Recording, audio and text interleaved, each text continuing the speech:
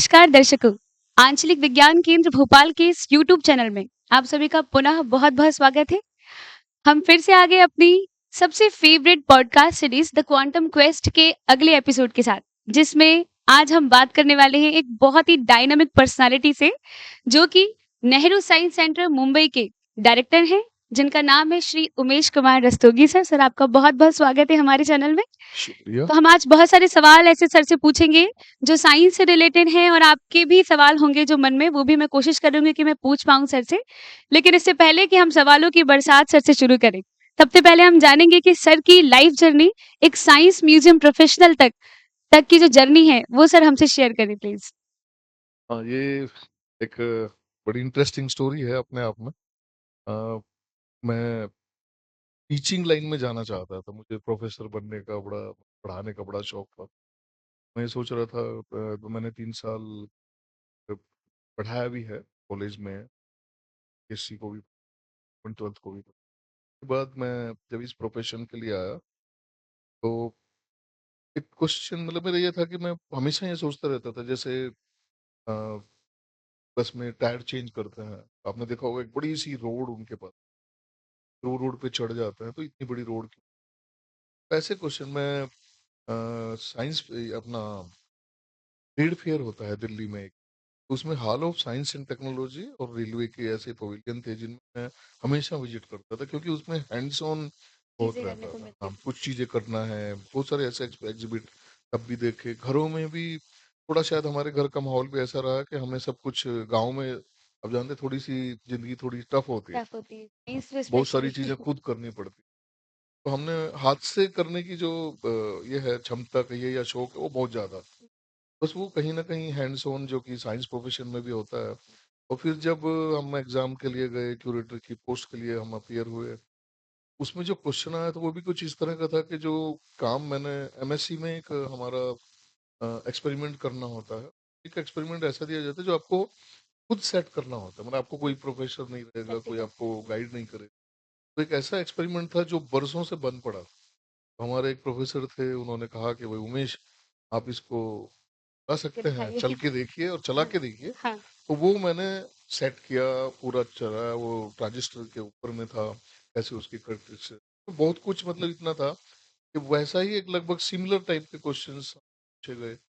तो मेरे ख्याल है वो कहीं ना कहीं जो हाथ से करने की प्रक्रिया थी, वही खुद शुरुआती। करने की, वो मुझे इस आई। लेकिन मुझे ये हमेशा शौक रहा है कि क्या हो रहा है, क्यों हो रहा है, कैसा हो रहा है, ये क्वेश्चन पूछने की प्रवृत्ति हम में रही है। और वही हम साइंस प्रोफेशन में भी करते हैं, इस साइंस सेंटर में भी करते हैं, बच्चों को भी एनकरेज करते हैं। कहीं ना कहीं ये एक संयोग था, और इसी तरह मैं फिर साइंस पर्टिकुलरली साइंस पॉपुलराइजेशन, और बहुत ही वर्सेटाइल है। अब लग रहा है बहुत अच्छा हुआ, इसमें टीचिंग भी है और उसके अलावा भी आप बहुत कुछ। बिल्कुल सर, आप तो वैसे भी बहुत सारे यंगस्टर को अपनी टॉक से प्रेरित करते आए हैं। अगला सवाल मेरा ये है कि जो आम जनता है उसको साइंस से कनेक्ट करना बहुत ही कठिन है, क्योंकि उनको साइंस समझ में इतनी जल्दी आएगी नहीं। अगर आएगी भी तो उनको कनेक्ट करना कि वो हमेशा उससे जुड़े रहें, ना कि ओकेजनली और डेज पे कि कोई इंटरनेशनल नेशनल डे आया तो ही साइंस डे मनाएंगे, अदरवाइज छोड़ देंगे। तो साइंस से आम जनता को जोड़ना कितना ज़रूरी है? हाँ, जरूरी तो है, क्योंकि विज्ञान ऐसी चीज है, साइंस ऐसी चीज है जो हमारी जिंदगी के हर पहलू में है। हर, आप सुबह उठने से लेके वापस सोने तक, या सोते हुए भी आप किस तरह सोते हैं, क्या पहनते हैं, क्या खाते हैं, कुछ बनाते हैं, हर जगह आपको साइंस कहीं ना कहीं मिलेगा। ये बात हो रहा है कि हम इग्नोर इतना करते हैं, क्योंकि जो चीजें हमारे साथ बहुत ज्यादा जुड़ी हैं शायद हम उसको इग्नोर करने के आदी हैं। पर साइंस हमेशा है, और अगर हम साइंस, कोई भी चीज, चाहे वो आप खेल लीजिए, पढ़ना लीजिए, जो भी आप बनाना चाहें, किचन में भी आप करें, जैसे हमें बड़े, हम लोगों को नई नई व्यंजन, स्वादिष्ट चीजें खाने का बड़ा शौक है, उसमें भी अगर आप जो बना रहे हैं, उसमें भी कहीं ना कहीं साइंस रहता है। अगर आप उसको साइंटिफिक तरीके से, उस पद्धति का इस्तेमाल करके करें, तो सब कुछ चीजें आपको आसान नजर आएंगी, और अच्छी बेहतर चीजें हम कर सकते हैं। तो इसलिए हर व्यक्ति को, कुछ लोगों का ऐसा मानना है कि भाई मैं साइंस पढ़ने रहा हूँ तो मैं साइंस क्यों, मतलब मेरा साइंस से कुछ नहीं, ऐसा नहीं है। साइंस सब्जेक्ट नहीं है, मेरा ऐसा मानना है, साइंस हमारे जीवन का बिल्कुल हिस्सा सही। है। हमें अपने जीवन में उसको उतारना भी होगा, और आप इसे बच नहीं सकते। बच नहीं सकते तो अच्छा है कि आप उसको गले लगा लें। और आप गले लगाएँगे तो आपका जीवन निश्चित रूप से काफ़ी सरल हो। इसलिए हर व्यक्ति को, हर बच्चे को चाहे वो विज्ञान पढ़े, ना पढ़े पर उसको जोड़ना बहुत ज़रूरी है। यही काम हम इसका सर, हम देख रहे हैं कि हमारी जो सरकार है वो शिक्षा नीति में भी कई आशाजनक बदलाव कर रही है। तो शिक्षा नीति ये जो सदियों से चले आ रहे प्रिंसिपल्स हैं उनको तोड़कर कुछ नया इनोवेटिव हैंड्स ऑन तरीका जिससे साइंस को और जल्दी से आत्मसात किया जा सके। इसमें साइंस सेंटर्स कैसे हेल्प कर रहे हैं? हाँ। नई एजुकेशन पॉलिसी जो है या जिसको हम नेशनल एजुकेशन पॉलिसी 2020 के नाम से भी जानते हैं, उसमें खास तौर से जोर दिया गया है कि हैंड्स ऑन अप्रोच जो है, प्रोजेक्ट ओरिएंटेड मतलब आप जो करें वो करके देखें फिर उसको सीखें। अभी ये होता है कि हम लोग कुछ पढ़ते हैं, जैसे हमने भी बहुत कम हमारे उस समय स्कूलों में उतनी ज़्यादा सुविधाएँ नहीं थी। अभी तो आज के जो बच्चे हैं उनके पास काफ़ी ज़्यादा अपॉर्च्युनिटीज़ हैं, ज़्यादा तौर तरीके हैं, साज़ो सामान है जिस पे वो कर सकते हैं। अब तो आप देखेंगे दुकानों में भी ऐसे सामान मिलते हैं जो साइंस से रिलेटेड जुड़े हैं और आप उनमें कुछ ना कुछ एक्टिविटी कर सकते हैं। लो कॉस्ट किट भी हैं, उस समय नहीं था। तो ये बहुत ज़रूरी है कि अ, नई एजुकेशन पॉलिसी के हिसाब से कि लोग करके देखें। हैंड्स ऑन एक्टिविटी का बहुत बड़ा इम्पोर्टेंट है। एक बहुत ही फेमस सेइंग है जिसको हम इस तरह से बोलते हैं कि मैं कुछ सुनता हूँ तो मैं भूल जाता हूँ। मैं कुछ देखता हूँ तो मुझे थोड़ा ज़्यादा देर तक याद रहता है। जैसे अगर मैं कुछ बोल रहा हूँ अभी, तो हो सकता है कि आपको याद रहेगा, हाँ, जब हम कहीं मिले हैं। लेकिन जब मैं खुद कुछ करता हूँ तो वो ताउम्र मेरे साथ रहता है। पूरी ज़िंदगी मैं उसको अपने साथ, क्योंकि मैं उससे जो सीखता हूँ वो एक्सपीरियंस कहीं न कहीं मेरे साथ में हमेशा ना। तो बस यही है तरीका पढ़ाने का भी, अगर हम वो तरीका करें या कैसे वो उसको बच्चों को रटना नहीं है, समझना है। अगर आप आज की दुनिया में देखेंगे कि कोई भी कंपटीशन में आप जाएँगे, तो अब आपके मार्क्स के हिसाब से नहीं है, रट के तो आप मार्क्स ले सकते हैं, लेकिन समझना है। ज़रा-सी कुछ चीज़ें चेंज होती हैं, तो आपको उसको समझ अगर आपने समझा है तो आप उसको बता पाएँगे। लगता और है साइंस सेंटर के एग्ज़िबिट इसमें काफ़ी हेल्प करते हैं हाँ, आपकी साइंस के सेंटर के जो एग्ज़िबिट्स हैं वो वही करते हैं कि आप करके देखते हैं, तो आपको तुरंत समझ में आता है। प्रैक्टिकली दिख और जाता है। कुछ एग्ज़िबिट्स तो इस तरह के हैं जिसमें हम उसमें 3 चीज़ें हम बताते हैं, जैसे हमारी फन साइंस गैलरी में चॉइस, कंट्रोल, फन। मतलब उसमें कंट्रोल, आपकी चॉइस है, आप कितनी बार करना चाहें, कैसे करना चाहते हैं, वो भी आपके पास है। कंट्रोल भी आपके हाथ में है और सबसे बड़ी बात ये है उसमें एंटरटेनमेंट। एंटरटेनमेंट है। तो वो आपको सिखाने में और ज़्यादा मज़ा बिल्कुल मतलब सही सर। अगला हेल्प सवाल मेरा एंटरटेनमेंट से ही है कि जी। अभी ये शब्द एक वर्ड है जो बहुत ट्रेंड है, एंटरटेनमेंट प्लस एजुकेशन, एडुटेनमेंट। यानी अगर विज्ञान को मनोरंजन से जोड़ दिया जाए तो शायद उसकी पहुँच और भी बढ़ सकती है। क्योंकि लोग मनोरंजन के प्रति ज़्यादा आकर्षित होते हैं, विज्ञान पढ़ाई-लिखाई टाइप लगता है तो छोड़ देते हैं। तो अगर हम दोनों को एक साथ जोड़ दें जैसे साइंस सेंटर्स करते आए हैं कि वो एजुकेशन को मनोरंजन से जोड़ देते हैं तो बच्चे ज़्यादा उसको पसंद करते हैं। तो इसके लिए आप क्या बोलना चाहेंगे? हम लोग जो आपने देखा होगा जो भी साइंस सेंटर में आए हैं, एक सभी साइंस सेंटर में एक कॉमन चीज़ रहती है जिसको हम कहते हैं फन साइंस गैलरी, मतलब मनोरंजक विज्ञान। उसमें अलग-अलग विषयों पे जो भी कुछ बन पड़ता है, जिसमें कुछ इंटरेक्शन रहेगा, जिसमें आप कुछ करेंगे तो कुछ फन होगा और कभी-कभी तो एक बार कुछ किया फिर आप दूसरे तरीके से करें, तीसरे तरीके से करें। जैसे उदाहरण के तौर पे एक शीशा लगाया हमने, मिरर लगाया है, उसमें फन मिरर बोलते हैं। मतलब उस मिरर के सामने आप कितने भी उदास हों, यदि खुद उसके सामने जाके आप खड़े होंगे, तो आप हँसे बिना रह नहीं पाएँगे। तो आप कभी मोटे हो जाते हैं, कभी छोटे हो जाते हैं, कभी, लेकिन जो ऑप्टिक्स के प्रिंसिपल हैं, जो प्रकाश किस तरीके से चलता है, वो सारे एक ही मिरर को।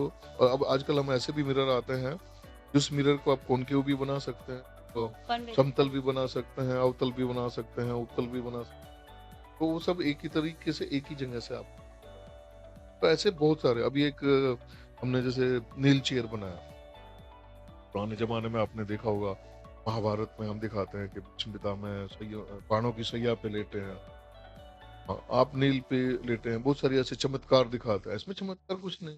आप किसी भी साधारण आदमी को हमारे पास लाइए, हम उनको बिल्कुल सही। नील पे चेयर पे भी बैठा सकते हैं, सुला भी सकते हैं और इसमें बहुत ही सिंपल साइंस है, तो हम उनको एक्सप्लेन करते हैं। प्रेशर। तो फिर लोगों को समझता है कि ये कोई दैविक चमत्कार नहीं है, तो सिंपल साइंस है जो कोई भी आम आदमी भी कर सकता है।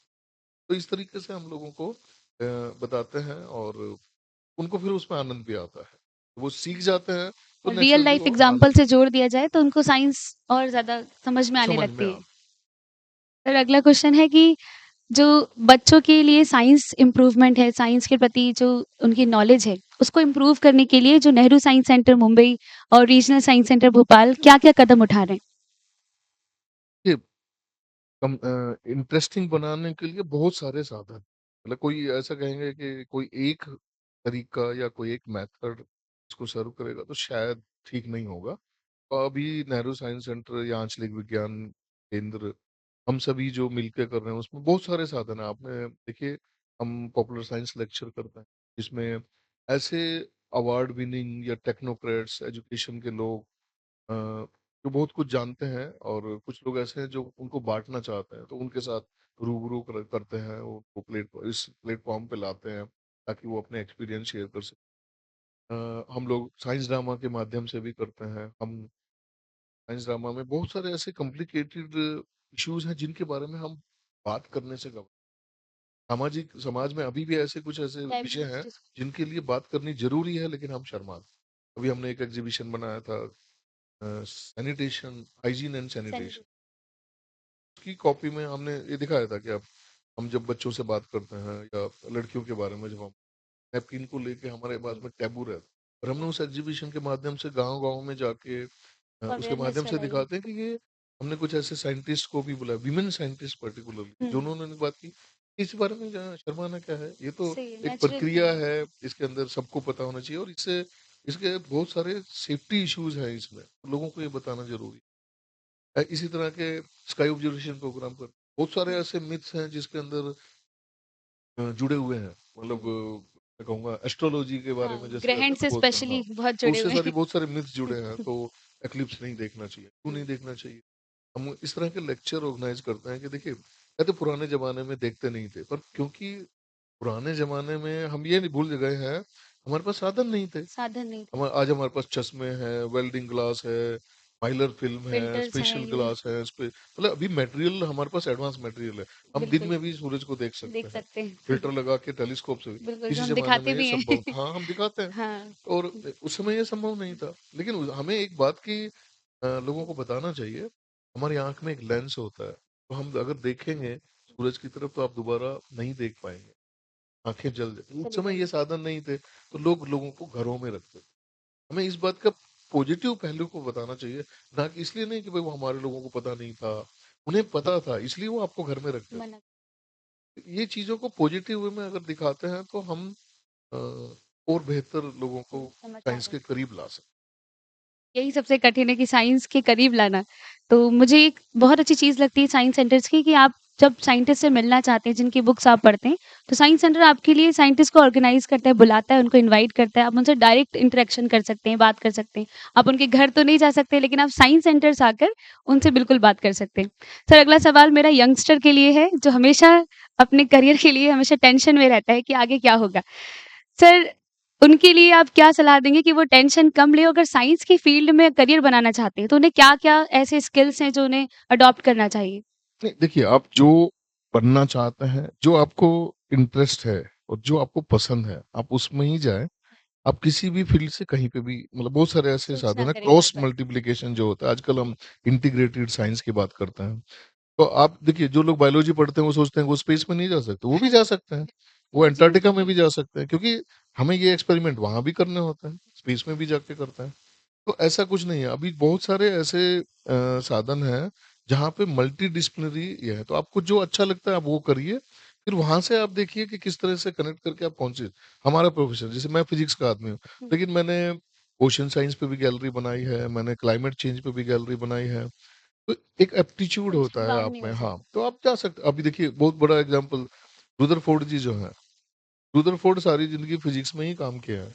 लेकिन नोबेल प्राइज़ उनको केमिस्ट्री में देके एक ही रात में चेंज कर दिया उसने, ये उन्होंने खुद भी कहा है। हाँ, तो ये नहीं है, आप में क्या एप्टीट्यूड है, क्या आपको पसंद है, वो फॉलो करें, वो फिर करें, और फिर वहाँ से देखिए आपको बहुत सारे, अभी कोई ऐसा ये नहीं है, आप म्यूज़ियम्स में जाइए, साइंस सेंटर में जाइए, लैब्स में जाइए, रिसर्च में जाइए, टेक्निक, मतलब इतने साधन हैं और इतने मीन्स हैं, सरकार इतना कुछ कर रही है बच्चों के लिए, जो आप बस आपको चूज़ करने की ज़रूरत है कि आपको पसंद क्या है? पहले आप वो आइडेंटिफ़ाई कीजिए।